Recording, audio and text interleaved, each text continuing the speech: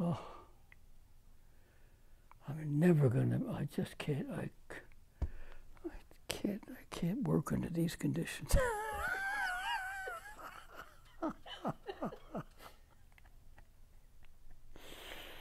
I just can't work under these conditions. I'm sorry. I need my makeup people. I need my lighting people. I don't know what I'm going to do.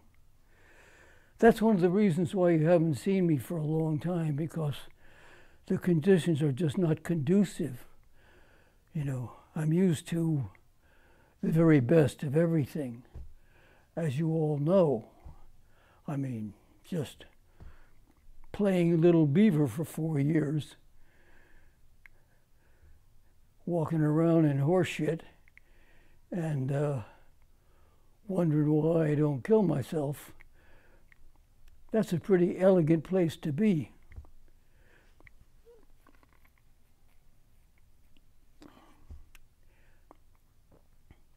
You know, sometimes, I'm being serious now, sometimes I think that I know some things that nobody else knows creatively. And I would like to pass it on before I croak, because nobody lives forever. And if that virus gets me, I'll be gone in 24 hours. I got a bum ticker, I got all kinds of junk that's wrong with me. And I'm only here because it's God's will. But to stick to my point, you know, I was trained and taught by some of the best artists in the world. At MGM, I learned from giants like Charles Laughton, Katharine Hepburn, Spencer Tracy, Mickey Rooney, and I can name a half a dozen more that taught me what I know about acting, about the camera, about lighting. When I was like 5, 6 years old. And when I went to Warner Brothers, it was even more so. Because you see, for those of you who are young, I'm 87 years old, but there were studios, and the studios kept all the giants under contract. Now at MGM, they did, of course, the great musicals, and I got to watch Gene Kelly and Fred Astaire and all those giants and how they worked, and Judy Garland and how she worked, and how she incorporated acting with the song itself. And that's an art form all by itself. And I see very few people who can do that. You know, somebody picks up a guitar, I'm going down the blah, blah, blah, blah, and they lose what Judy Garland had. Because whether she was singing or acting or dancing, she was always acting. She was always a performer. And I learned from her. Now back to the contract thing. When I went to Warner Brothers, that was not a particularly musical studio. Jack L. Warner had a lot of what they called talent scouts. And they were people who roamed around the country going to high school plays or going to colleges or here or there looking for actors. And when I worked at Warner Brothers, I learned from Humphrey Bogart, from John Garfield, from Bette Davis, from Ida Lupino, who was a genius. She was a genius at acting. If you ever see her, what is that one movie where she goes crazy? I think it was called They Drive by Night. She actually goes insane. And you watch her go insane on the witness stand. I've never seen better acting than that in my life. But those were the people who taught me how to act. And I see in classes online and stuff like that, well, we're working with the Meisner method. No, we're working with the Chekhov method. Well, we're working with the Boleslavsky method. And I got to tell you, it's all the bullshit method, because that's what it is. Their acting is not nearly as good as those old giants that I learned from. And I can't sit here and tell you the difference between the way Bette Davis worked and the way Ida Lupino worked, because it would be a whole class. In other words, if I was in front of a classroom and I was teaching the acting class, which I can't do because of the coronavirus. I was going to go do a couple of lectures here and there, and at least what I know would not die with me. You know, because what I know about Bette Davis, she didn't teach any acting classes. So you don't know what made her great or why she was great or how she was great. But I do because I was there and I worked with her. Let me just tell you this about Bette Davis. This much about acting. Because she told me this when I was on the set, and I was, 11 or 12 years old. It was about the time of Sierra Madre. And so I had to be on the set a lot, but I didn't work very much, so I would wander off to other sets. And Bette Davis saw me watching her, and she said, I'm going to give you this much, and you can spend the rest of your life, and you'll never learn everything, because I haven't learned everything, and I'm still working on it. And there's 3 things before you get in front of the camera: interpretation, choice, and execution. Those are 3 separate things. When you get the script in your hand, the first thing you have to do is interpret the character. And one of the things you look for in interpreting is always move toward the drama. Now, I'll use In Cold Blood as an example. In interpreting Perry Smith, the first thing I did was looked at his rage, his absolute insanity. And so I said to myself, in interpreting this character, where does his rage and hatred coming from? Why was he a time bomb getting ready to explode? And I made the decision that it was his hate for his own homosexuality.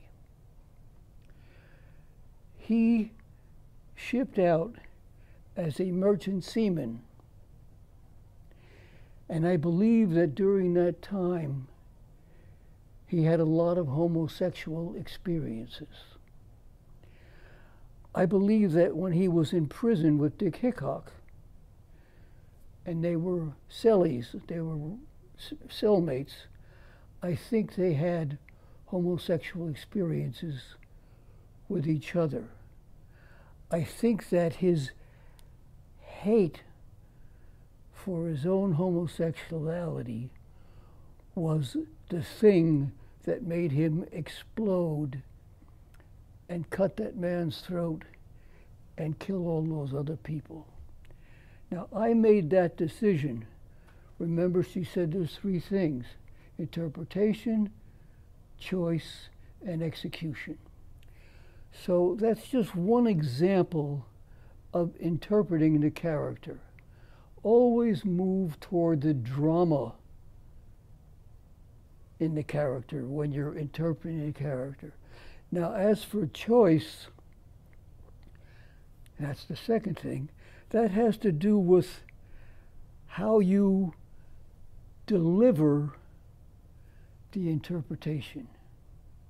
Now, I chose my interpretation of Perry Smith was that he was suicidal because of his hate for himself, his own homosexuality. So, my choices in bringing that to the film were, I went to Richard Brooks and I just asked him if I could change a few lines here or there. Little lines, like, I'll show you who's wearing the pants. That's how I brought his homosexuality. I found places through the whole script where I could work with Scott Wilson. And I think Scott understood what I was doing. We never talked about it, but I think Scott understood it because in his performance, you can see his homosexual relationship with Perry Smith. Interpretation, choice, and execution. Execution means the actual delivering of the dialogue, or delivering whatever it is that you're delivering. Interpretation, choice, and execution. In a scene where I cut his throat,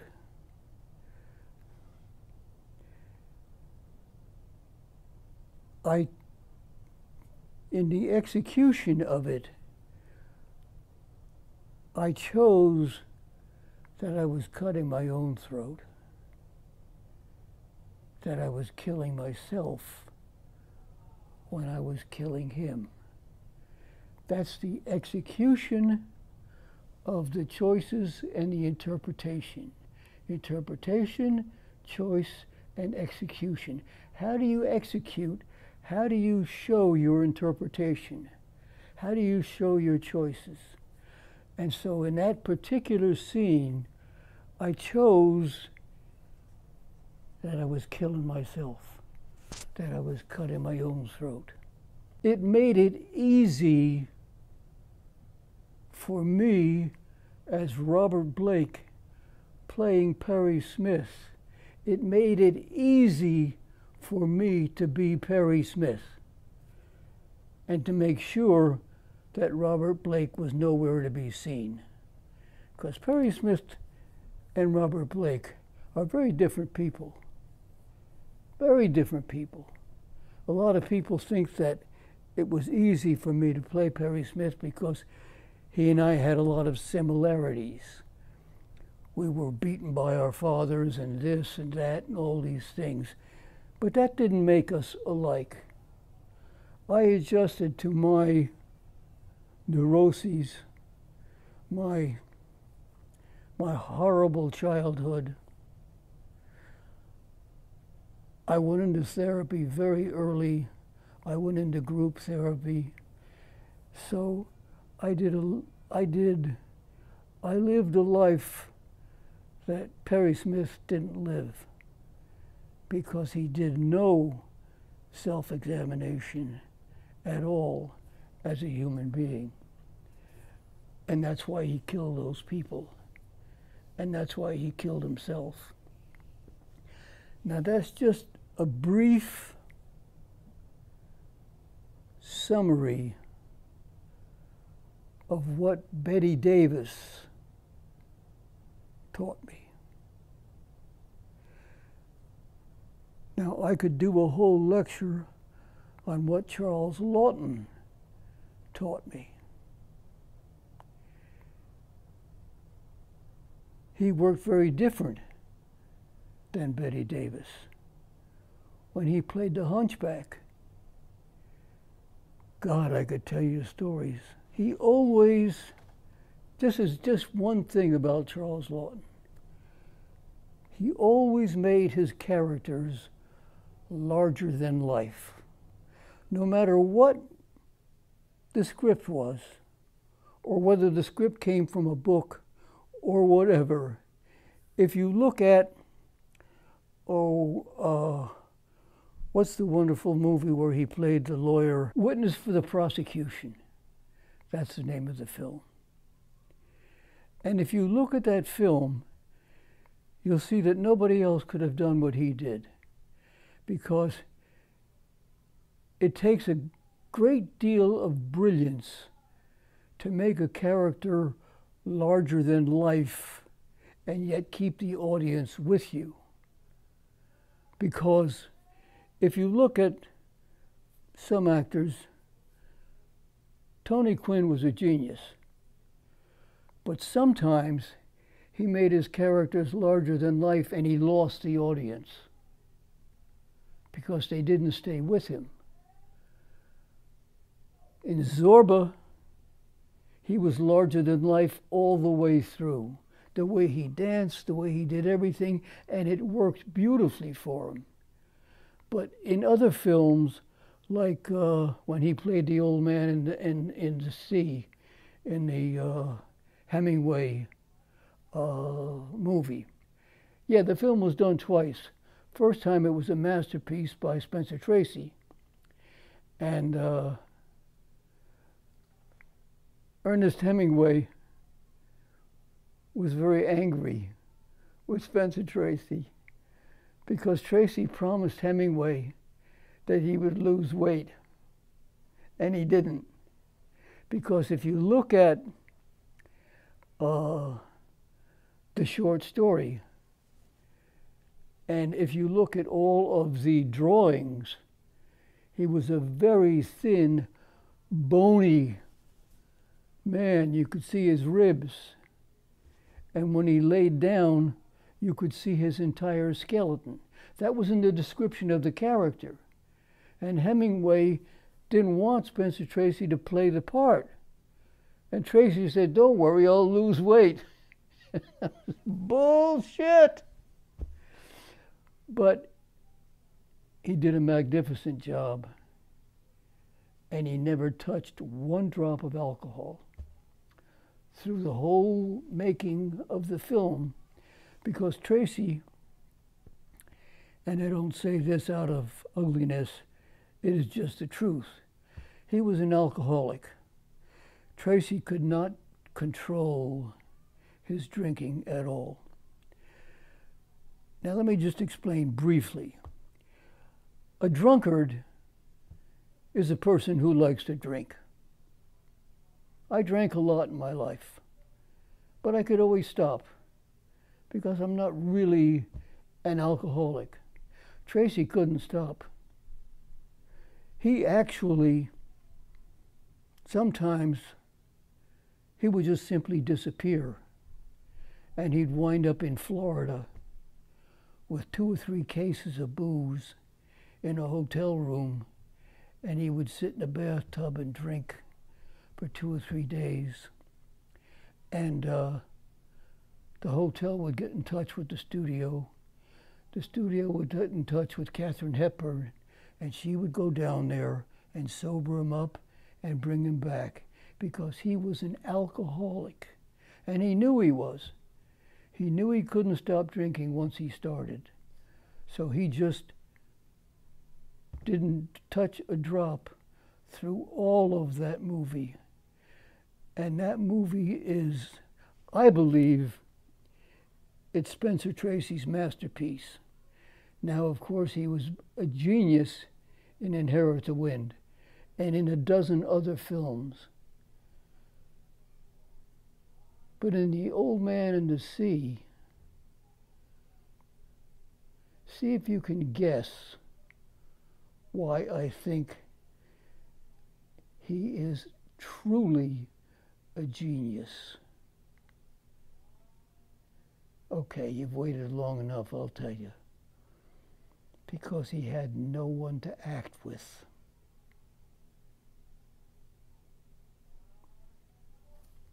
He had a wooden boat. He had the ocean. He had some flying fish. But he had no one to act with. And he chose, against Ernest Hemingway's wishes, Spencer Tracy chose to be the narrator also. So if you see the movie The Old Man and the Sea, you'll see him playing the old man, and he has an accent. When he's playing the old man, he has an accent when he talks like that. When he's narrating, he's just Spencer Tracy. The old man knew that he had to eat at least 3 flying fish and keep the strength in his stomach, because he needed strength for the days ahead, because the fish was going deeper and deeper. He had no accent, and he had very little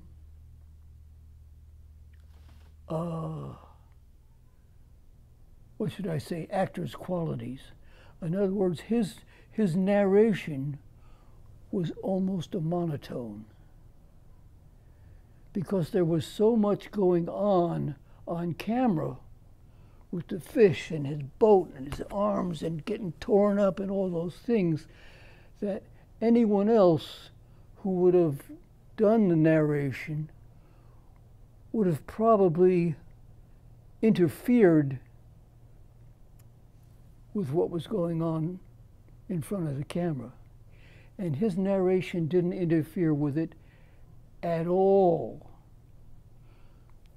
So Hemingway, when he saw the film, he thanked him for narrating it, because anyone else would have interfered with the work on the film.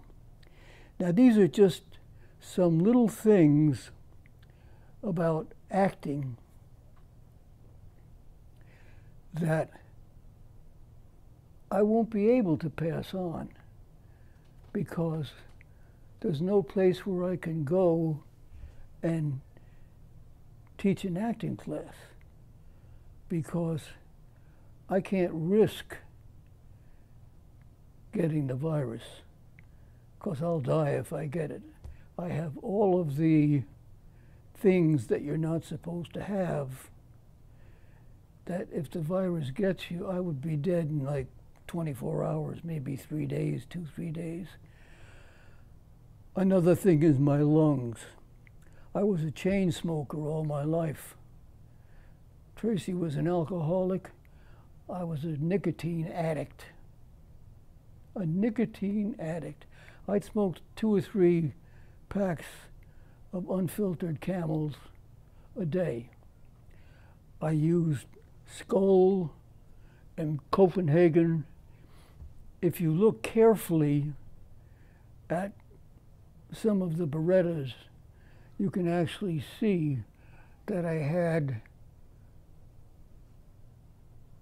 either Copenhagen, one of the two or three.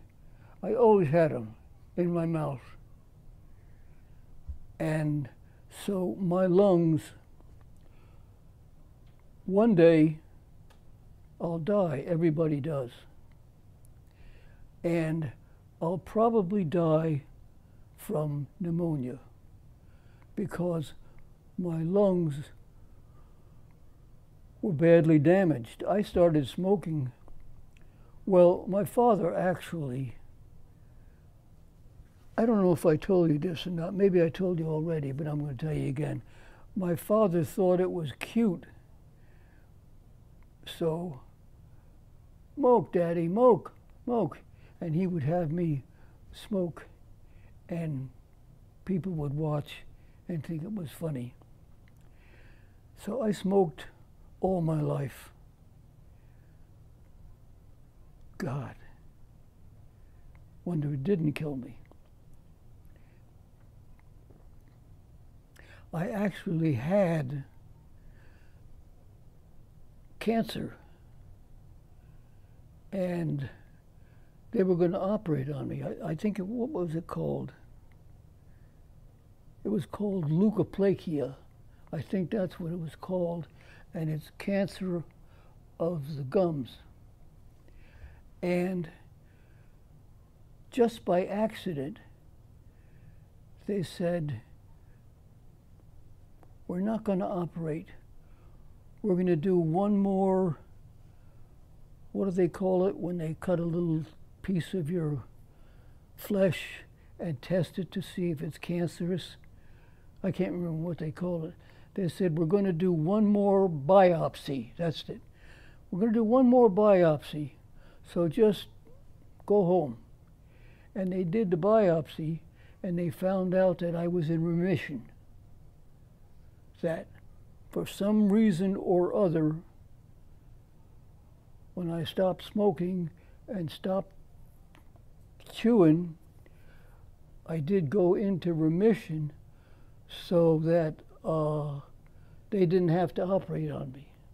But they were going to cut all of this out and put a new hunk in, because that's what you do with leukoplegia. They even cut a piece of your jaw out. Anyway, I don't want to get morbid. But so I can't afford to go to, I would like very much to go.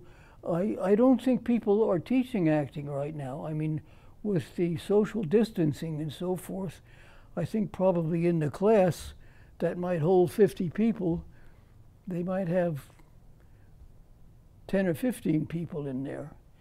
But someplace, before I croak, somehow or other, maybe God's going to give me the opportunity to teach what I think I told you some of John Garfield's things, but the one greatest line of all, life is a rehearsal. Your performance is real. And that's John Garfield's line.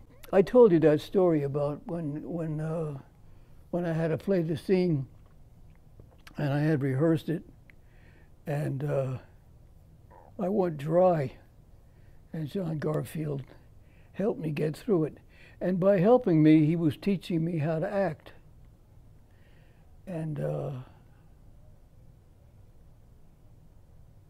his favorite line, and my favorite line, until the day I die,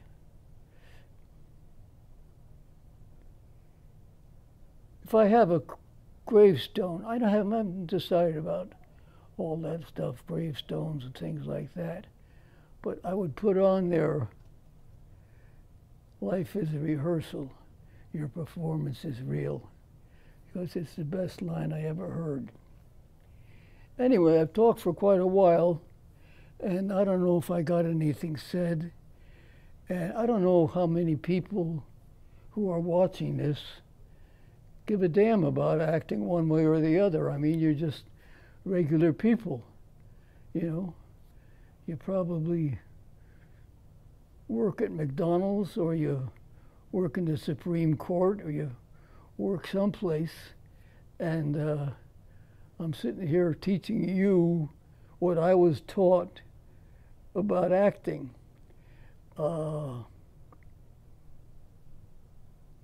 Anyway, maybe this could happen. Maybe you know somebody who's an actor. Or maybe you know somebody who's studying acting in college or someplace, and you can get them to look at this little hunk of video, because there is something to learn from what I just said. I may not have delivered it with the eloquence of Spencer Tracy. I tell you one other thing about Spencer Tracy. It was very interesting because I watched him a lot, and he knew I was watching him. He would look off camera and he would see me. I was just a little mushkin, but I would go and watch him work on the sets at MGM. And he hated to rehearse. He hated rehearsals because, and this is me teaching you something, he had already rehearsed. He had the script. He had his notes on the opposite page, like here's the script. Well, on this side, he had his acting notes. He had all the things. He even had moves that he wanted to make. And if the director argued with him, he'd make the move, and then the director said, yeah, it looks good. But, so he hated to rehearse. So what he would do was he would walk off camera, and he would sit in his chair. He had one of those high chairs where you can put your feet there, and he had the thing over here where you rest your arm and stuff. And he would read the paper, literally reading the paper. They say, hey, you know, they got a sale on artichokes. They're 3 for a nickel at Safeway. Isn't that the damnedest thing? 3 artichokes for a nickel. But while he was doing that, he's working. He's working. And he would have somebody else do the rehearsal. And when he got in front of the camera, all he wanted to hear was roll 'em. He didn't want any more bullshit of any kind. And one day, what movie was it?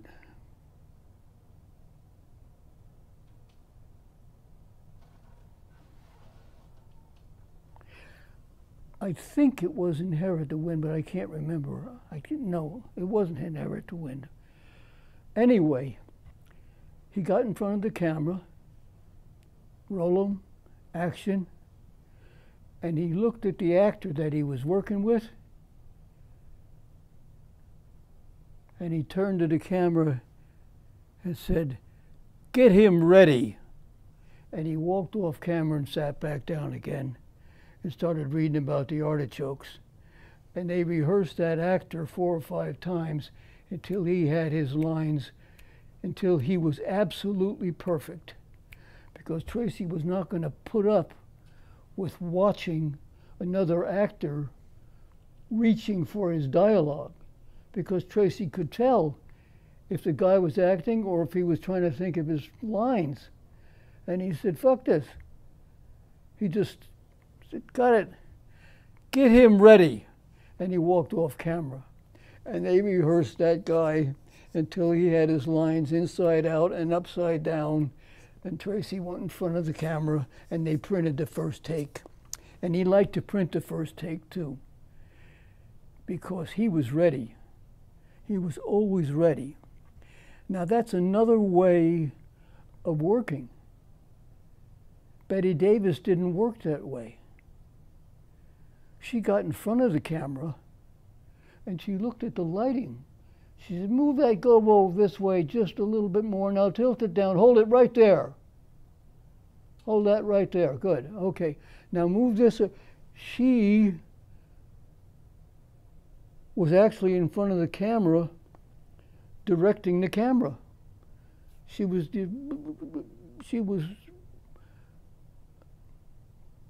knew all of her angles, her eyes. You know, I think there was a song or a poem once called Bette Davis Eyes. She had the greatest eyes in the world, and she knew it. She acted with her eyes. Her face would be dead still, and you'd see her performance in her eyes. Other times, she would work with her mouth, because she knew that she had that great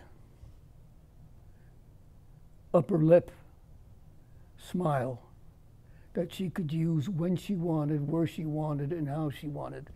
So she worked one way. Spencer Tracy worked a completely different way. If you look at, what is that great movie about the desert that starred the British actor, and Tony Quinn was in it, Lawrence of Arabia. The director and, what's the actor's name? Peter O'Toole. They both loved to rehearse. So they did a lot of rehearsing. And the director actually talked to Peter O'Toole while he was on camera. And they did a lot of rehearsing. Tony Quinn liked to rehearse. So they spent a lot of time in front of the camera rehearsing. Spencer Tracy was just the opposite. Bette Davis, you know, you could call it rehearsing, but she wasn't really performing. She was doing the camera work, telling the camera where to go and what to do and where the lights should be and all this stuff. That was her way of working. So everybody has their stuff. Or what was I going to say? Oh yeah, maybe you know somebody who wants to be an actor, who wants to study acting, or maybe they are studying, and they have Boleslavsky's book, Acting in 6 Lessons. And they're studying the Boleslavsky method. And they need to loosen up a little bit, because there's a lot more to acting than a method. Oh, you're teaching this method, and you're teaching that method, and I'm teaching all these methods. And it's a lot more than that. Anyway, no, I haven't decided what I'm going to do about my grave. But that would be a great line to put on it. We'll see. But for now, God bless you. Don't let that virus get you. And we'll live through this mess together.